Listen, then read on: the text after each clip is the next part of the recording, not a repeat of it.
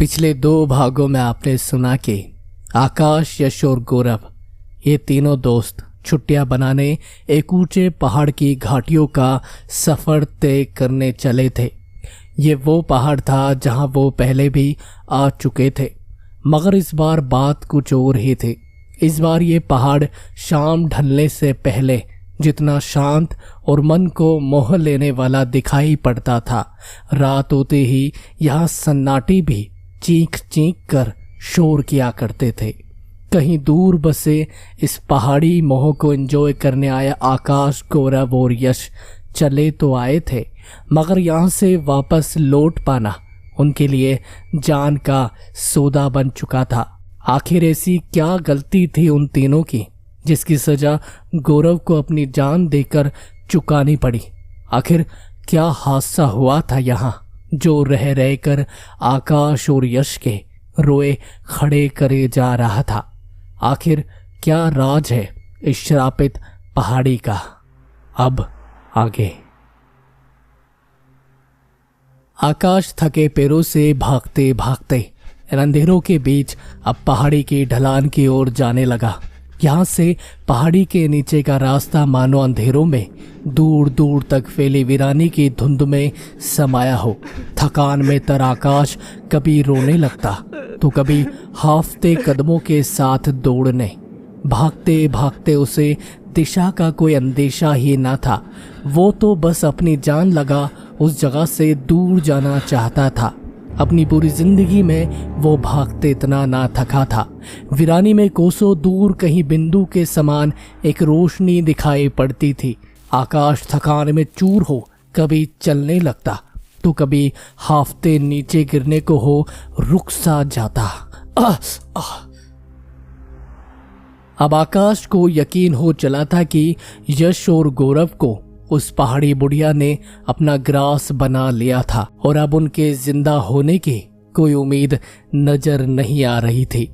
मानो आकाश अंदर से टूट चुका हो।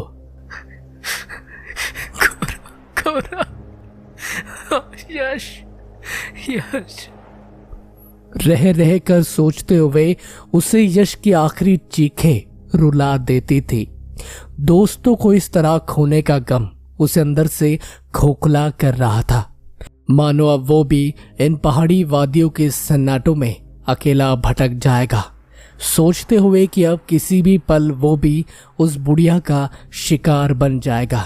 आकाश ने हार ना मानते हुए ढलान के नीचे की ओर कदमों का सहारा ले खुद को आगे की ओर धकेल दूर तलक दिखाई पड़ती रोशनी की ओर जाने लगा। दूसरी ओर दिखाया जाता है कि यश वीरान पड़े पेड़ पौधों में और अंदर जा गौरव को आवाज लगा ढूंढ रहा था। अब गौरव की आवाज उसे साफ आने लगी थी।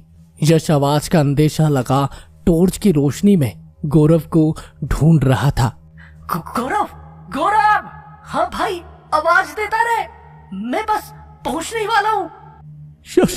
शशि सोर पेड़ के पीछे। कप कपाते होठों से गौरव यश को लगातार जवाब दे रहा था। यश की टॉर्च की रोशनी धुंध में मानो ज्यादा दूर तक नहीं जा सकती थी, इसीलिए यश ध्यान लगा सामने की ओर फटी आंखों से घूर रहा था। दूर कहीं पेड़ के पीछे उसे कुछ हिलता दिखाई दे रहा था। गौरव की कराहती आवाज अब उसे बहुत नजदीक से सुनाई पड़ रही थी। महसूस हो कि गौरव किसी पेड़ के पीछे बैठा है। अब यश ने अपने कदम बढ़ा गौरव जिस पेड़ के पीछे बैठा था उस ओर दौड़ लगा दी। यश के मानो खुशी का ठिकाना ना था। गौरव गौरव भाई, आ गया, मैं आ गया, तुझे लेने आ गया। अब वो बस अपने दोस्त को ले इन मनूस पहाड़ियों से निकलना चाहता था। टॉर्च की रोशनी में गौरव का पैर वो साफ देख सकता था। धड़धड़ाती ठंड और चाहे कोहरे में टॉर्च के 2 बार झपकने और हाथ से टॉर्च को मार यश पेड़ की ओर पहुंच मानो गौरव का चेहरा देखने को हुआ। और जैसे ही पैर पे रोशनी मारते हुए पेड़ के सामने की ओर गया तो मानो उसके दहशत की चीख पूरे जंगल को जगा चुकी थी। ऐसा नजारा उसने पहले कभी ना देखा था। कपकपाते शरीर के साथ अपनी फटी आंखें और खुला मुंह लिए यश टॉर्च की रोशनी में रिश्ता गाढ़ा ताजा खून और गौरव का कटा पैर साफ देख सकता था। एक पल को जमे शरीर के साथ यश एक बार फिर दहशत में मानो होश में आया हो।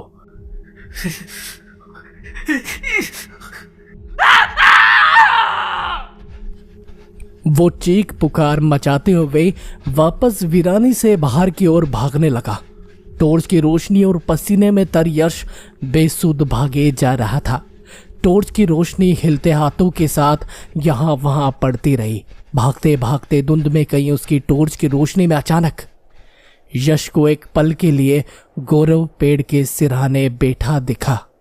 यश ने उस ओर देखा, अपने कदम रोक वापस पीछे मुड़ गया। टॉर्च की रोशनी उस ओर टिकाए सीधे गौरव के चेहरे पर रोशनी की और उसकी ओर करते करते उस ओर जाने लगा। उसे गौरव पेड़ के सिराने बैठा मिल चुका था। वो गौरव की ओर हाफते हुए पहुंच उससे कहने लगा, गौरव गौरव ये जगह ठीक नहीं है, चल यहाँ से, भाग यहाँ से भाई, वो हम सबको मार देगी। उठ भाई, चल यहाँ से। न जाने अब तक वो हमें कितने छलावे दिखा चुके हैं भाई। गौरव ने यश को एक पल घूरते हुए कहा, यश मैं कैसे उठूं?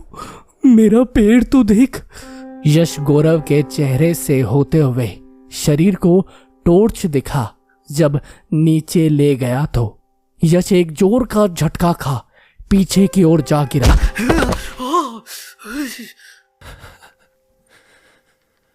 उसका चेहरा पसीने से तर और दहशत से भर गया। नजारा देख मानो यश के शरीर में कई डर की सिरहनें दौड़ उठी। गौरव का आधा शरीर तो था मगर नीचे कुछ भी ना बचा था। आनन फानन में निकलती जगह जगह से फटी कटी आंतड़ियां बाहर को निकल आई थी। शरीर से लगातार रिश्ते खून और साफ दिखती फसलियां देख यश दहशत में हो पीछे की ओर सरकते हुए मानो गौरव से नजरें ना हटा पा रहा हो। तभी एक हंसी की आवाज के साथ गौरव ने फिर दोहराया, ले चल मुझे अपने साथ। इस पहाड़ी से यश अपने लड़खड़ाते पैरों से हाफते हुए वहां से निकलने का रास्ता खोजने लगा। यश की टॉर्च अब वहीं वीरानियों में छूट गई थी और हंसने की वो भयावह आवाज मानो अंधेरों में मौत फरमा रही हर दिशा से आ रही थी।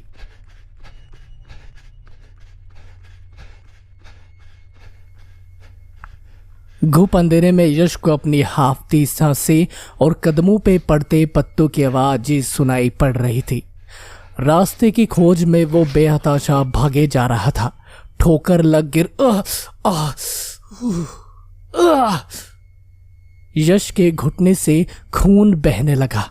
एक पल को घुटने को हाथ लगा, वो फिर से सामने की ओर भागने लगा।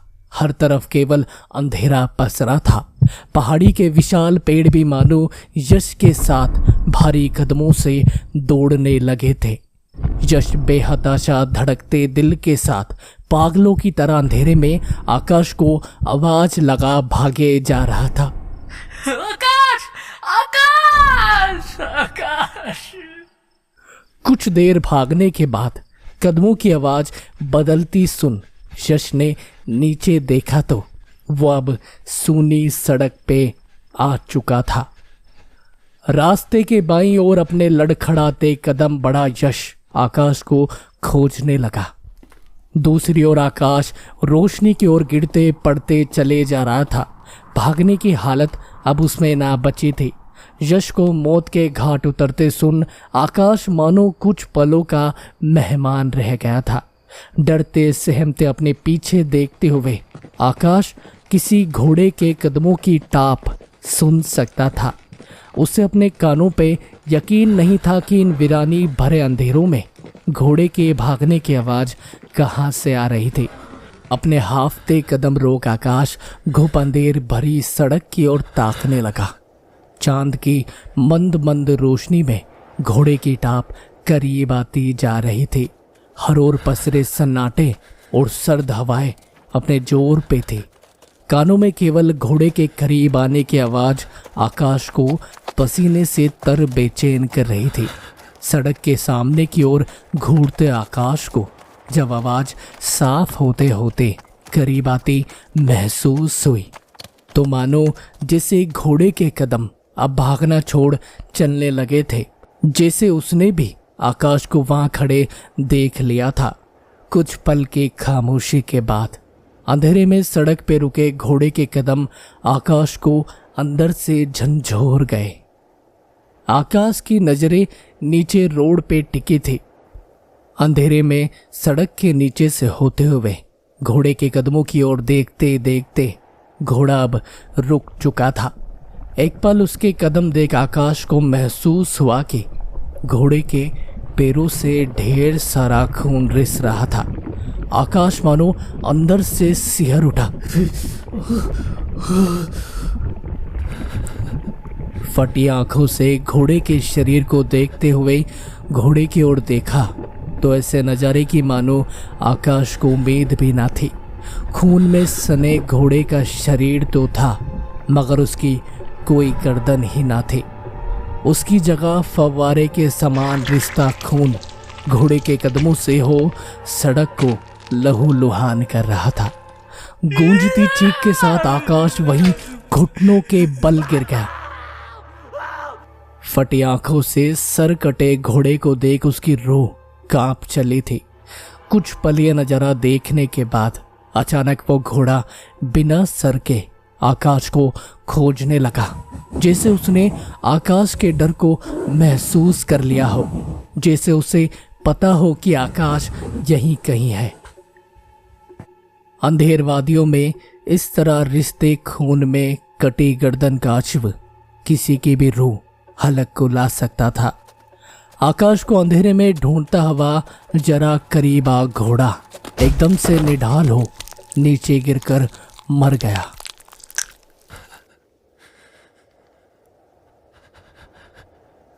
कांपता आकाश सर कटे घोड़े को अपने करीब निढाल हो देख सिहर उठा।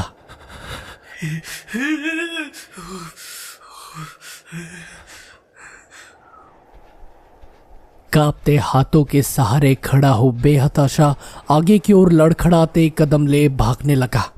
ना जाने उसमें इतने डर के साथ इतनी ताकत कहां से आ गई थी। वो पूरी ताकत से दूर दिखाई पड़ती रोशनी की ओर भागे जा रहा था। बेहताशा धड़कता दिल मानो आकाश के मुंह को आने लगा था। सर्द हवाओं के झोंके मानो रात की पहाड़ी वादियों में अपनी ही भयावह धुन व्यक्त कर रहे थे। यश भागते अब रास्ते का अंदेशा लगाने की कोशिश करने लगा। जो कुछ यश ने वीरानी में देखा था ऐसा नजारा उसने कभी ना देखा था। यश सूनी सड़क पे अकेला दौड़ता ऐसा महसूस कर रहा था मानो उसके पीछे भी कोई दौड़ रहा था।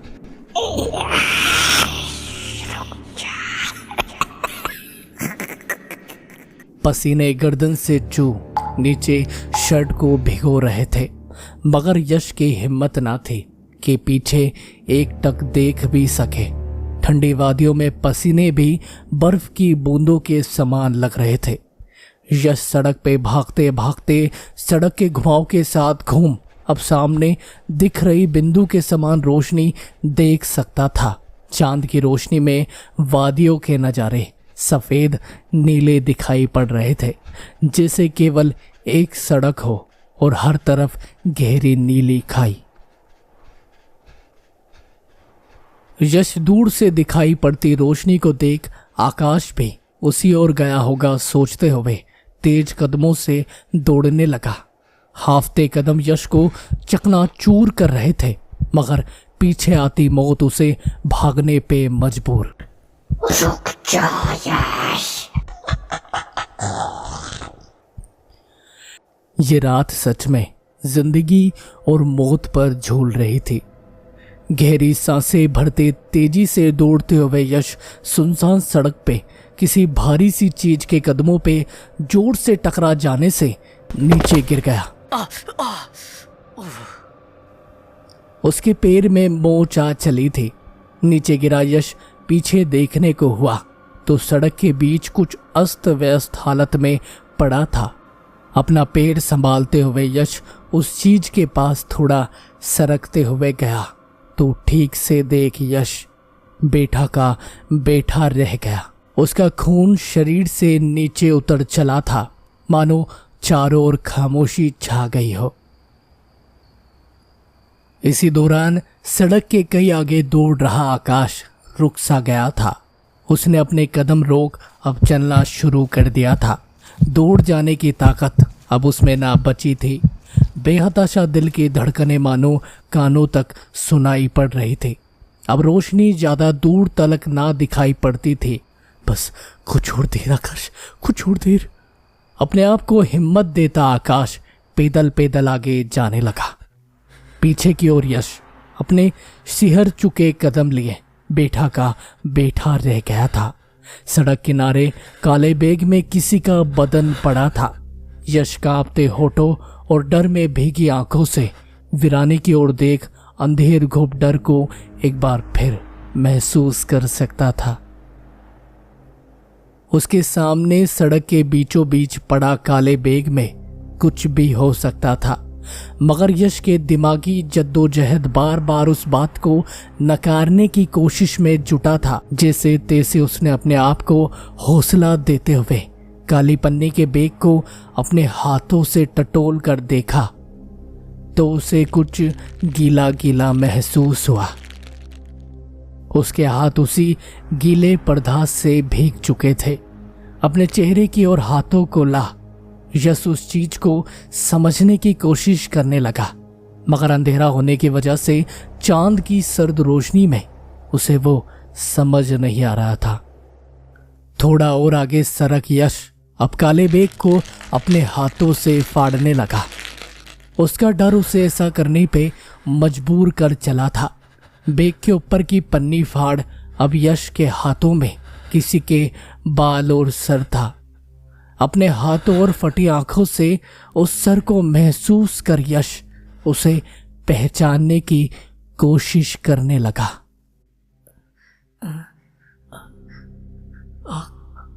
आकाश, नहीं नहीं आकाश, आकाश, आकाश, नहीं नहीं नहीं नहीं आकाश।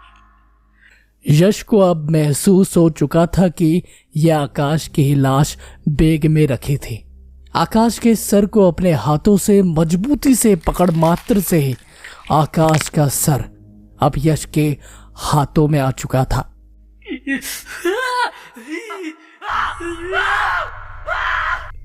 यश का रोना अब डर में बदल चुका था।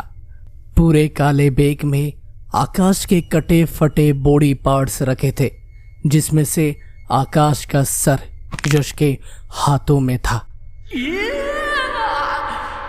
आकाश के सर को काले बैग में ही छोड़ यश डर से भरे कदम लिए सड़क के आगे भागने लगा। अब उसे एहसास हो चुका था कि अब वो केवल अकेला ही इस पहाड़ी पे बचा है। आकाश और गौरव को उस बुढ़िया डायन ने बेरहमी से मार डाला है। पहले से इतने डर को महसूस कर चुका यश अब एक और डर को दिल में लिए फुलती सांसों के साथ आगे बढ़ती सड़क पे भागे जा रहा था। चौहान, ये क्या हो रहा है? अब वीरानियां हर ओर अपना डर फैला चुकी थी। यश के थर थर कांपते कदम अब सन्नाटों के शोर को चीर रहे थे। यश के भीतर अब एक सदमा बैठ चुका था कि हो ना हो अब मैं ही आखिरी इंसान इस पहाड़ी पे बचा हूं। मगर सड़क के कई आगे भागता हुआ आकाश अभी भी जिंदा था। थका हारा आकाश अब हल्के हल्के कदम ले दौड़ने लगा। उसे भी अपनी जान की फिक्र बेहताशा मजबूरी में भागने को मजबूर कर रही थी कि सामने नजर आते बिंदु के समान लग रही रोशनी अब एक रूप लेने लगी थी। वो एक चाय की टपरी सी महसूस हो रही थी, जिसके ऊपर एक टिमटिमाता सा बल्ब जल रहा था। Thank God, thank God! Akash ने अपने कदम टपरी की तरफ दौड़ा दिए।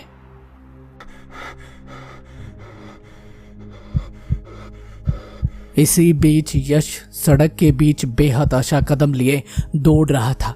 जल्द से जल्द वो बस उस रोशनी तक पहुंचना चाहता था, एक उम्मीद कि वहां जरूर कुछ मिल जाएगा। दौड़ते यश को अपने पीछे ठंडी बहती हवा भी रह रह कर सिरा रही थी, मानो मनहूस अंधेरा दौड़ते हुए उसका पीछा कर रहा हो। आखिरकार आकाश टपरी तक पहुंच गहरी सांसें भर वहीं सड़क पर लेट गया।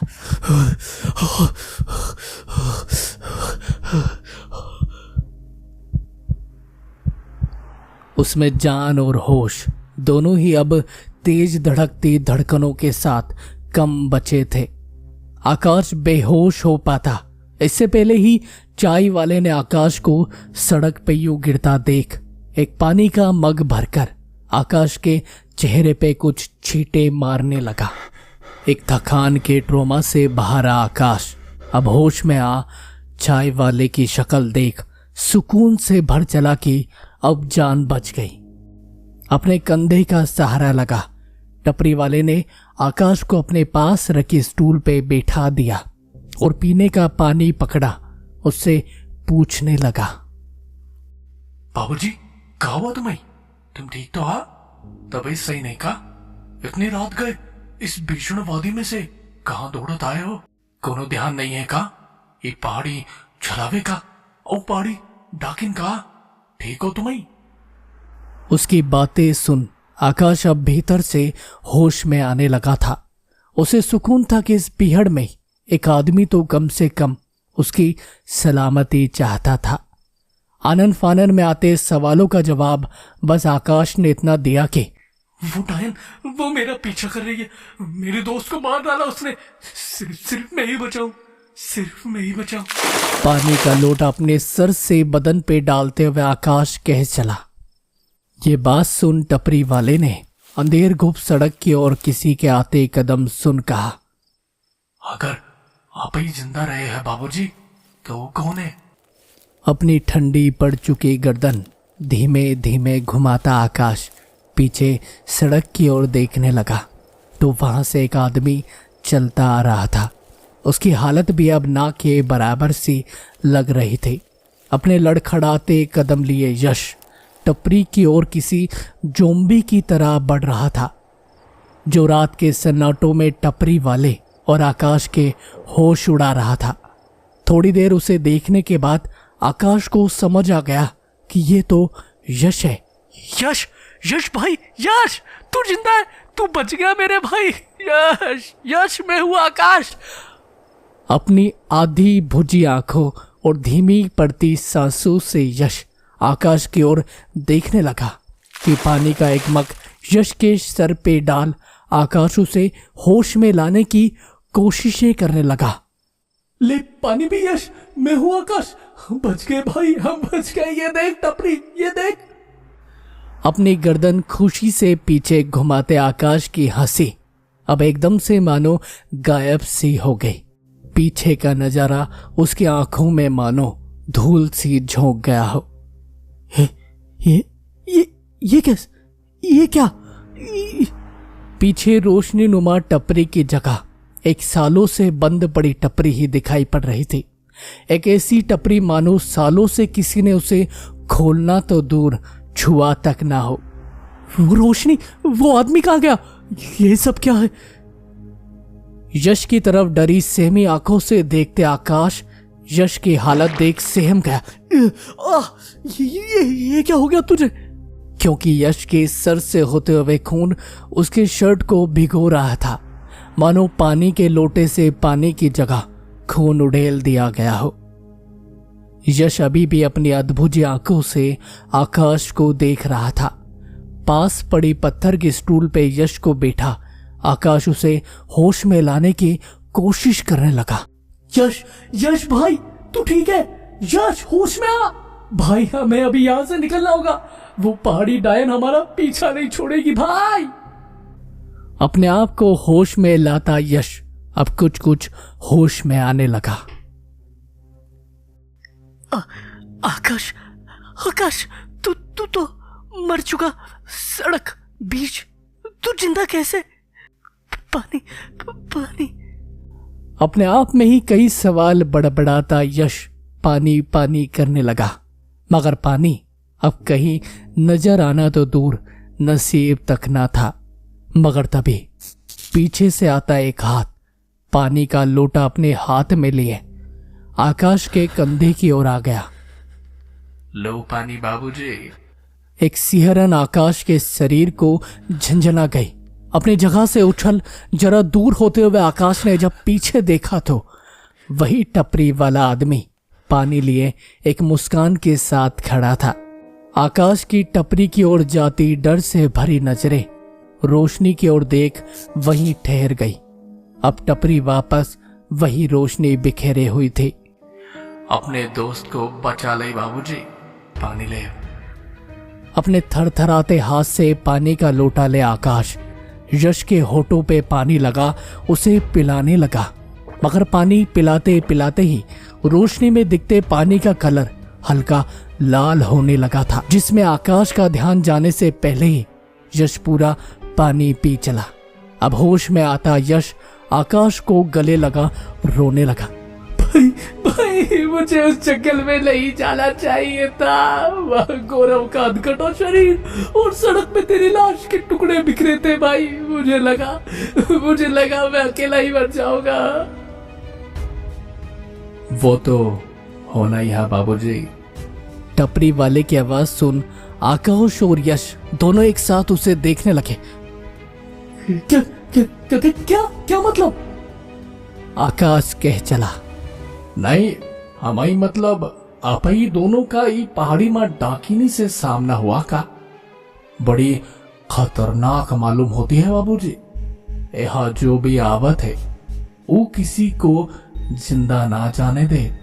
आप दोनों की भी जान खतरा में, मगर वो आप ही के पीछे क्यों पड़ी है? ऐसी कोनो क्या बात जो आप ही दोनों की जान इस तरह टकाई? अपने सहमे चेहरे लिए अंधेर ठंड को महसूस करते आकाश और यश एक दूसरे को ताकने लगे। एक गुजरी पुरानी बात उनके जहन में आ चली थी। यश ने लड़खड़ाती जबान से कहा, तुम्हें इससे क्या? तुम बस हमें यहाँ से जाने का रास्ता बताओ। आखिर हम जल्द से जल्द इस पहाड़ी से कैसे निकले?